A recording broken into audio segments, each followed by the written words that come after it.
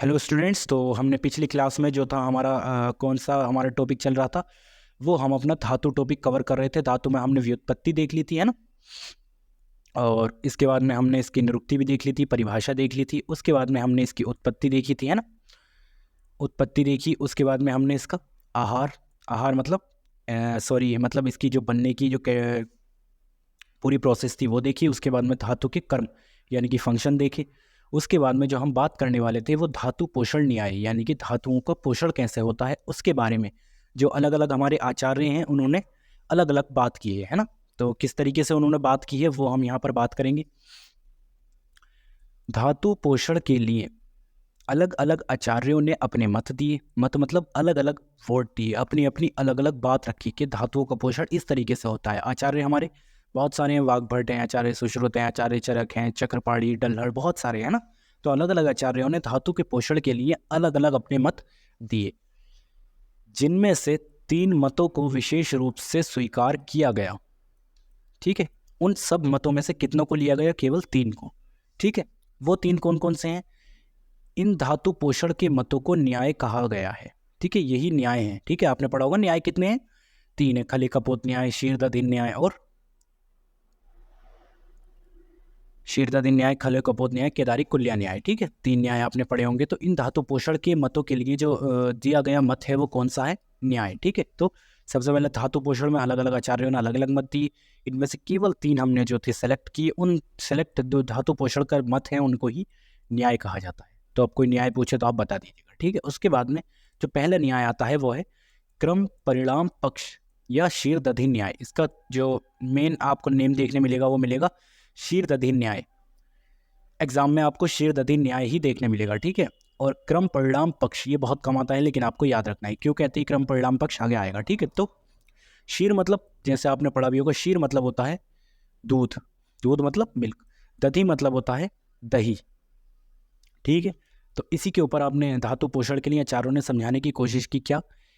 जिस प्रकार शीर यानी कि दूध या मिल्क पूरी तरह से दधी यानी कि दही में तथा दही में यानी कि दूध से हमारा दही बनता है, दही पूरी तरह से तक्र यानी कि छाछ में, छाछ जिसको नवनीत छाछ पूरी तरीके से नवनीत यानी कि मक्खन में, और मक्खन पूरी तरह से घृत में परिवर्तित हो जाता है। ठीक है, आप मम्मी से पूछिएगा, आपको अगर ये थोड़ा एक्सपीरियंस नहीं है कि जो हमारा दूध है वो किस में कन्वर्ट होता है? दही। दूध से दही बनता है, दही से देखिए यहाँ पर देखने समझने की कोशिश की, दूध से दही बनता है, इस दही से तक्र यानी कि छाछ बनता है, इस छाछ से नवनीत बनता है, नवनीत मतलब मक्खन। ठीक है, इस मक्खन से घी बनता है यानी कि घृत बनता है। ठीक है, तो लास्ट में हमारा प्रोडक्ट क्या था? घी। दूध से हमने स्टार्ट किया और कन्वर्ट हुआ वो घी में। ठीक है, तो आचार्य क्या कहना चाह रहे थे उस टाइम? वो कहना चाह रहे थे कि जिस प्रकार हम दूध को घी में पूरी तरीके से परिवर्तित कर लेते हैं, उसी प्रकार अपनी अपनी अग्नियों से, अग्नि कितनी होती है? 7। रस रक्त मांस मेद की अपनी अपनी अग्नि होती है ना। 7 धात अग्नि कहा जाता है। ठीक है, वैसे अग्नि कितनी होती है? 13 आपने पढ़ी होंगी अष्टांग में। ठीक है, 13 कैसे कैसे होती है? सबसे पहली कौन सी होती है? जठराग्नि। जठराग्नि मतलब जठराग्नि क्या होती है? जो हमारी डाइजेस्टिव फायर होती है, जो हमारे स्टमक में रहती है। ठीक है, वो हमारी जठराग्नि होती है। जठर अग्नि जो हमारी फूड का डाइजेशन करती है। और 5 हमारी महाभूताग्नि होती है, पंचभूताग्नि जिसको बोलते हैं। पंच महाभूत कौन कौन से होते हैं? आकाश, वायु, अग्नि, जल और पृथ्वी। तो आकाश अग्नि, वायु अग्नि, जल अग्नि, पृथ्वी अग्नि, ये सब 5 धातु अग्नि हुई है। कितनी हो गई? 5। ये 5 भूताग्नि और 1 जठराग्नि, 6 हो गई। और 7 हमारी धात्वाग्नि, रसाग्नि, रक्ताग्नि, मांसाग्नि, मज्जाग्नि और शुक्राग्नि, मज्जाग्नि और अस्थियाग्नि, ये हमारी 7 हो गई। ठीक, तो 7 और 6 13। तो हमारी 13 पूरी तरीके से अग्नि अग्नि हो गई। लेकिन यहाँ पे जो हम बात कर रहे हैं केवल धात्वाग्नि की बात कर रहे हैं, क्योंकि धातु चैप्टर पढ़ रहे हैं। तो 7 अग्नियों से पाक होकर रस धातु जो है वो संपूर्ण रूप से रक्त में, रक्त मांस में और मांस मेद में, मेद अस्थि में, अस्थि मज्जा में, मज्जा शुक्र में परिवर्तित हो जाती है। जैसे हमारा दूध दही में, दही छाछ में, छाछ मक्खन में, मक्खन अल्टीमेटली घृत में या घी में कन्वर्ट हो रहा था। इसी तरीके से हमारी जो रस धातु है वो किसमें? रक्त में रक्त, मांस में मांस, मेद में मेद से अस्थि, अस्थि से मज्जा, मज्जा से शुक्र, अल्टीमेटली हमारा शुक्र बना। जैसा अल्टीमेटली हमारा दूध से घी बन रहा था वैसे ही हमारा रस धातु से अल्टीमेटली हमारा शुक्र बना। तो इसी तरीके से यही आचार्य समझाना चाह रहे थे उस टाइम के, जो हमारी अग्नि होती है वो अग्नियों से पाक होकर हमारी जो धातु है वो कन्वर्ट होती रहती है। कैसे? ये हो गया उस, ठीक है। उसके बाद में इस धातु पोषण, ये इतनी इसकी थ्योरी थी। उसकी इसमें श्लोक याद मत कीजिएगा प्लीज़, ठीक है। अगर आप श्लोक याद करने में रह जाएंगे, आपके पास इतना इनफ टाइम नहीं है, ठीक है। तो श्लोक बिल्कुल याद मत कीजिएगा आप प्लीज़, ठीक है। तो उसके बाद में इसमें धातु का पोषण क्रम से होने के कारण इसे क्रम परिणाम पक्ष भी कहते हैं। यानी कि अब ऊपर हमने पढ़ा था शीर दधि न्याय, उसके अलावा एक नाम और आपने देखा था अभी डिस्प्ले पे, क्या? क्रम परिणाम पक्ष। तो क्योंकि इसमें धातु का पोषण क्रम से हो रहा है, क्रम मतलब रस हो रहा है, रक्त, मांस, मेद, अस्थि, मज्जा, शुक्र, यानी कि रस से शुक्र की तरफ हमारा जो फॉर्मेशन ऑफ रस है वो हो रहा है। तो धातु का पोषण क्रम से होने के कारण इसे क्रम परिणाम पक्ष कहते हैं। क्रम मतलब सीक्वेंस से, तो रस रक्त ये एक सीक्वेंस में हो रहा है, तो इस सीक्वेंस से क्रम से हो रहा है, इसलिए इसे क्रम परिणाम पक्ष कहते हैं। इसे सर्वात्मना परिणाम पक्ष भी कहते हैं। सर्वात्मना मतलब कंप्लीटली। अब इसको सर्वात्मना परिणाम पक्ष क्यों कहते हैं? क्योंकि सर्वात्मना का मतलब होता है कंप्लीट, ठीक है। मतलब जो हमारा रस था वो कंप्लीटली रक्त में कन्वर्ट हो रहा है, रक्त हमारा कंप्लीटली मांस में हो रहा है, मांस अस्थि में, मेद अस्थि, अस्थि से मज्जा, मज्जा से शुक्र, तो मज्जा कंप्लीटली शुक्र में। तो अल्टीमेटली हम देखें तो जो हमारा रस है वो कंप्लीटली शुक्र में परिवर्तित हो जा रहा है, इसलिए इसको सर्वात्मना परिणाम पक्ष कहते हैं। सर्वात्मना मतलब कंप्लीट रूप से, पूरे रूप से, है ना। ठीक हो गया। उसके बाद में हम बात करें तो केदारी कुल्या न्याय, ठीक है। केदारी कुल्या न्याय, ये बात करते हैं। ये केदारी शब्द से क्यारी या कुल्या शब्द से नाली का अर्थ लिया गया है, ठीक है। तो सेकंड हमारा केदारी कुल्या न्याय आया, ठीक है। तो केदारी मतलब क्यारी, क्यारी मतलब होता है हमारा जो हमारी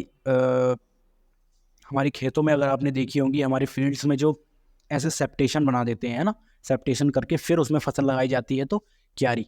और दूसरा कुल्या, कुल्या कहते हैं नाली जिससे पानी भरा जाता है उसमें, है ना। एक नाली निकाली जाती है, उसमें जब पानी हम छोड़ते हैं तो अलग अलग सेप्टेशन में चला जाता है, ठीक है। तो इसको कुल्या शब्द से नाली का अर्थ लिया गया है।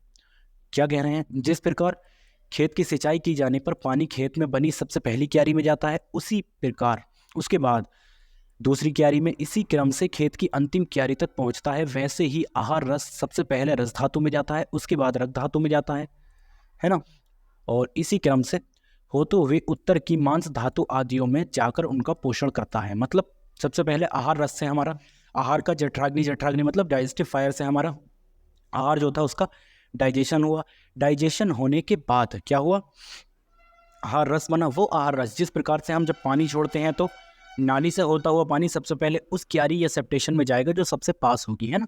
तो उसी तरीके से सबसे पहले आहार रस उस धातु में जाएगा जो सबसे पास होगी, ठीक है। तो आहार रस सबसे पहले पहली क्यारी में जाएगा, फिर सेकंड में, फिर थर्ड में, फिर फोर्थ में। इसी तरीके से जैसे पानी हमारा जल अलग अलग क्यारी में जाता है, अलग अलग सेप्टेशन में जाता है, इसी तरीके से हमारा जो आहार रस है वो पहले फर्स्ट धातु रस धातु में, उसके बाद रक्त में, रक्त से मांस में, मांस से मेद, मेद से अस्थि, अस्थि से मज्जा, इसी प्रकार शुक्र में, लास्ट में हमारी शुक्र। उत्तर मतलब नेक्स्ट धातु, उत्तर का मतलब नेक्स्ट याद रखिएगा, ठीक है। पूर्व मतलब प्रीवियस और उत्तर मतलब नेक्स्ट, ठीक है। तो इसी क्रम में उत्तर की मांस आदि धातुओं, मांस मतलब मांस के आगे जितनी भी धातु है उसमें जाकर उनका पोषण करता है। पोषण मतलब उनको न्यूट्रिशन देता है, ठीक है। तो ये केदारी कुल्या न्याय है। ये देखिए मैंने इसका एक थोड़ा सा एग्जाम्पल या फिर डायग्राम भी बनाया। क्या? कुल्या मतलब नाली, यहाँ से नाली इस तरीके से वाटर हमारा शो हो रहा है। तो सबसे पहले रक्त रस आता है, फिर रक्त, मांस, मेद, अस्थि, मज्जा, शुक्र आता है। तो सबसे पहले रस में जाएगा वाटर, फिर रक्त में जाएगा, फिर मांस में जाएगा, फिर मेद में जाएगा, फिर अस्थि में जाएगा, फिर मज्जा में जाएगा, फिर शुक्र में जाएगा, ठीक है। तो इसी तरीके से हमारा जो हमारा वो है जो हमारा रस, आहार रस है वो आगे बढ़ता चला जाता है, ठीक है। उसी प्रकार आता है खले कपोत न्याय। खले मतलब खलिहान या खेत, कपोत मतलब कबूतर का अर्थ लिया गया है, ठीक है। इस न्याय में खले मतलब खलिहान, कपोत मतलब कबूतर। अब ये क्या कहते हैं? यही लास्ट न्याय है, ठीक है। एक काल धातु पोषण न्याय हो रहा है, वो छोटा सा एमसीक्यू फॉर्म में आप देख लीजिएगा। ये क्या कहना है? जिस प्रकार किसी खलिहान या खेत में बहुत सारे कबूतर, कपोत मतलब कबूतर, दाना चुगने आते हैं तथा दाना चुगने के बाद जब वो अपने अपने घर जाते हैं तो जिस भी कपोत का या कबूतर का घर जितनी पास होगा उतना घर पहुंचने में कम समय लगेगा, जाहिर सी बात है। उसी प्रकार जिसका दूर ज़्यादा होगा, जिसका घर ज़्यादा दूर होगा, उसको पहुंचने में अधिक समय लगेगा, है ना।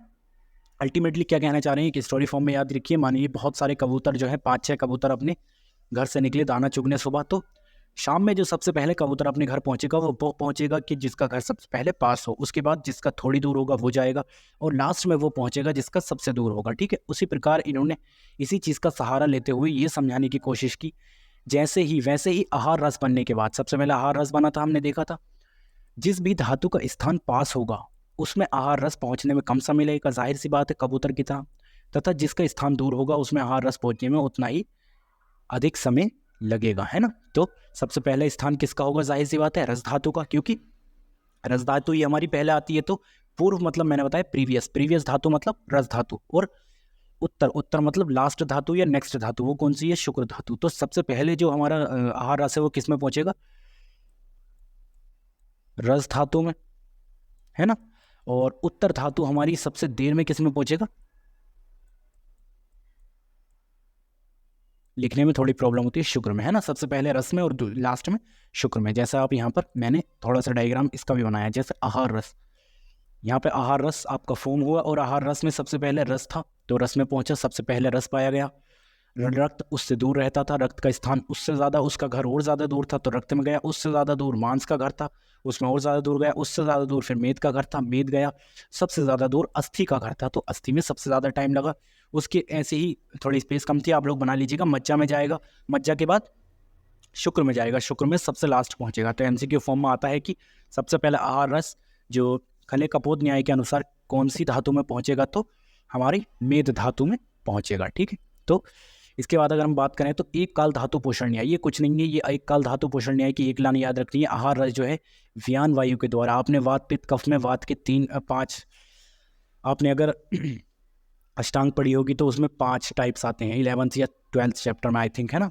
तो अलग अलग दोष के 5-5, वात के, पित्त के और कफ के 5-5 फॉर्म होते हैं, या 5-5 टाइप्स होते हैं, 15 टाइप्स होते हैं तीनों के मिला के, ठीक है। तो वायु के कितने टाइप्स होते हैं, व्यान वायु, उदान वायु, प्राण वायु, उदान वायु, व्यान वायु, समान वायु, अपान वायु, 5 प्रकार की, ठीक है। तो व्यान वायु जो होती है उसमें रोल प्ले करती है, क्या करती है, ये क्या करती है, ये एक साथ एक ही समय में सभी धातुओं का निर्माण और पोषण कर देती है। ये एक काल धातु पोषण न्याय था, ये भी किसी आचार्य ने कहा होगा, ठीक। तो इसमें ज़्यादा इतना इंपॉर्टेंट नहीं, एक लाइन याद रखनी। तो यहाँ पर हमारा धातु जो चैप्टर था वो कंप्लीट हो गया है। आप लोगों से गुजारिश है कि हम लोगों को इसी तरीके से सपोर्ट करते रहिए, हमारे चैनल को सब्सक्राइब कीजिए। अगर आप सब्सक्राइब करेंगे, सब्सक्राइब करना ही आपकी फ़ीस है ना, सब्सक्राइब करना, लाइक कमेंट करना आपका ये फ़ीस हो जाती है हमारे लिए, ठीक है। हम लोगों को सपोर्ट कीजिए, इसी तरीके से हम वीडियोज़ बनाते रहेंगे। और नेक्स्ट किस टॉपिक पर आपको वीडियो चाहिए वो एक बार मुझको ज़रूर बताइएगा कि बीज मतलब इस पर्टिकुलर जो वीडियो है, इस वीडियो के बाद आपको कौन से टॉपिक पर वीडियो चाहिएगा। थैंक यू, है ना।